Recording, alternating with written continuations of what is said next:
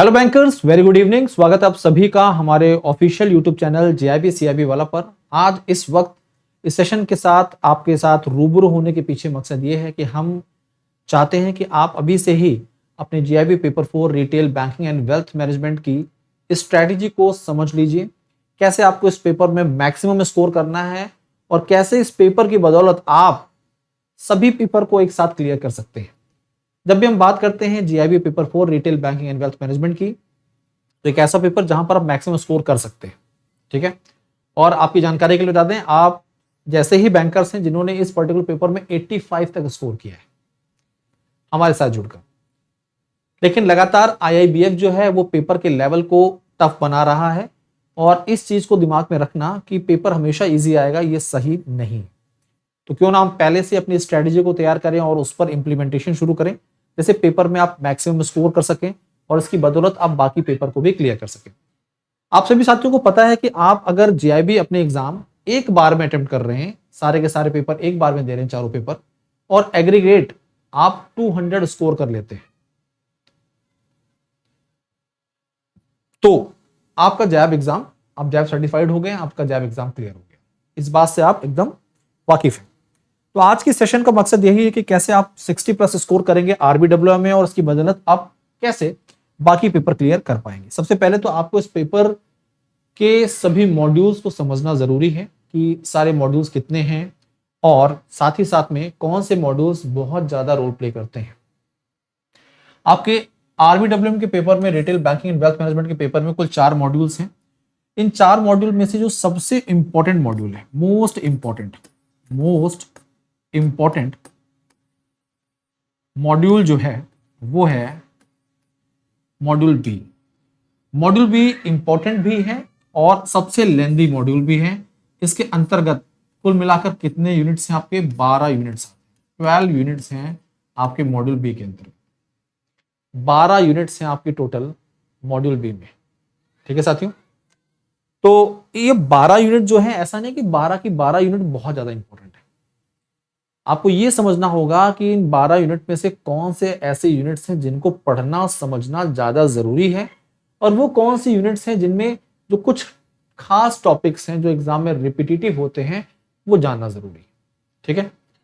हमारे प्लेटफॉर्म पर आपको वीडियो सेक्शन में मॉड्यूल वाइज कौन से टॉपिक इंपॉर्टेंट हैं इसका सेशन भी मिल जाएंगे, आप वहां जाके देख सकते हैं।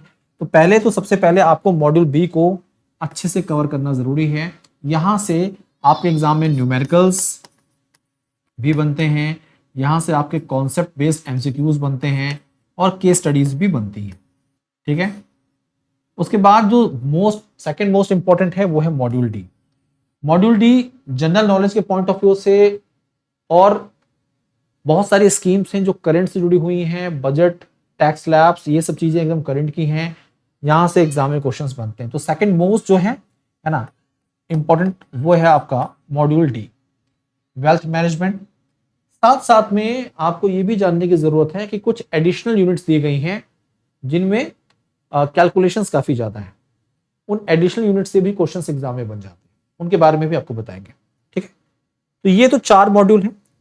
ऑर्डर अगर बात करें, सबसे इंपॉर्टेंट मॉड्यूल जो है बी है, फिर मॉड्यूल डी है, और उसके बाद मॉड्यूल ए और सी, ये दो बराबर है। ठीक है, इस तरह से तो आपको बी और डी पर ज्यादा फोकस करना है। और वो लोग जो ये बोलते हैं कि किसी एक मॉड्यूल को स्किप कर दीजिए, बाकी 3 पढ़ लीजिए अच्छे से, मैं इसके खिलाफ हूं।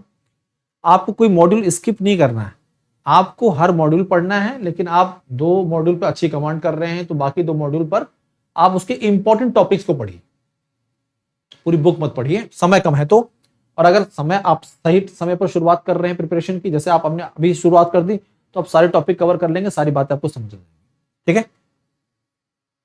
अब जैसे ये मॉड्यूल ए है, मॉड्यूल ए सबसे छोटे मॉड्यूल में से एक है, गिने चुनी 4 यूनिट है इसके अंतर्गत। सबसे इंपॉर्टेंट, मोस्ट इंपॉर्टेंट जो यूनिट है वो है 4th।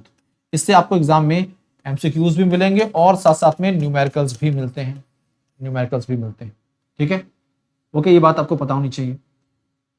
साथ साथ में अगर हम आगे बढ़ें और मॉड्यूल बी की बात करें, तो मॉड्यूल बी में ये 12 यूनिट्स हैं आपकी।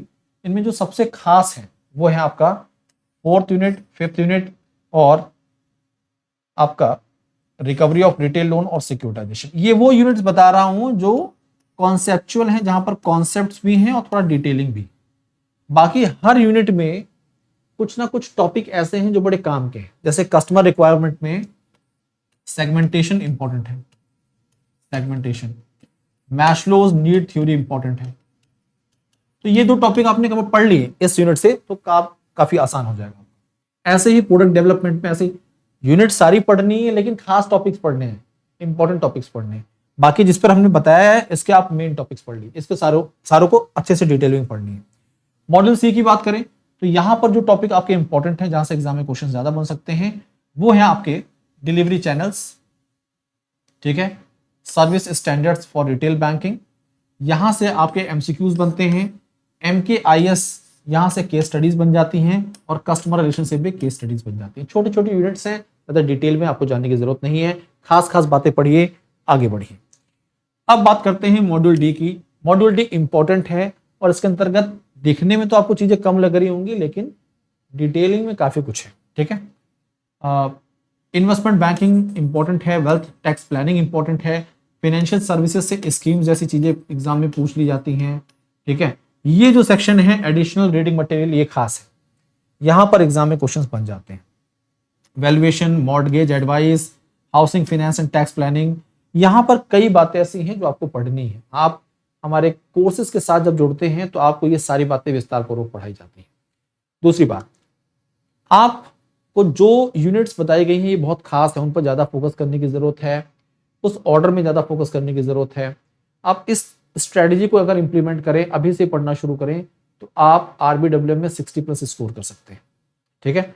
इसमें 60+ आप आसानी से स्कोर कर सकते हैं। अब जब हम बात करते हैं जैब एग्जाम को क्लियर करने के लिए वन स्टॉप सॉल्यूशन, वो है जैब महापैक। ये सारे के सारे पेपर आपको इस महापैक के अंतर्गत मिलते हैं। 15+ बैचेस का एक्सेस मिलता है, जिसमें आपको फाउंडेशन बैच से लेकर क्रैश कोर्स तक के बैचेस का एक्सेस मिल जाता है। 3 वैलिडिटीज में उपलब्ध है। 6 मंथ का सब्सक्रिप्शन 2799, 1 ईयर आपके लिए 3999 एंड 2 ईयर का सब्सक्रिप्शन 5999 का उपलब्ध है। जेआईबी फाउंडेशन बैच 1999 में उपलब्ध है। जेआईबी फाउंडेशन 2.0 बैच भी आपके लिए लॉन्च कर दिया गया है, जो कि मात्र 1999 में है। इंडिविजुअल बैचेस की बात करें तो इंडिविजुअल बैचेस आपके मात्र 799 में है। अगर कोई इंडिविजुअल पेपर रुक गया है तो आप इनके साथ जुड़कर अपनी प्रिपरेशन को कर सकते हैं। किसी भी एग्जाम को क्लियर करने के लिए बुक्स का रोल बहुत बड़ा होता है। बुक्स की जब बात करते हैं तो JAIIB bankers a set of 4 books आपके लिए अवेलेबल है मार्केट में मात्र 1224 में। अमेजॉन और फ्लिपकार्ट से आप डायरेक्टली ऑर्डर कर सकते हैं। बैंकर्स की पहली पसंद है। टेलीग्राम चैनल है जैब_कैब बाय भास्कर सर, इसके साथ जुड़िए। कोई डाउट, कोई क्वेरी, बेफिक्र होकर पूछिए, आपका अपना चैनल है। आज के लिए अभी के लिए इतना ही, धन्यवाद।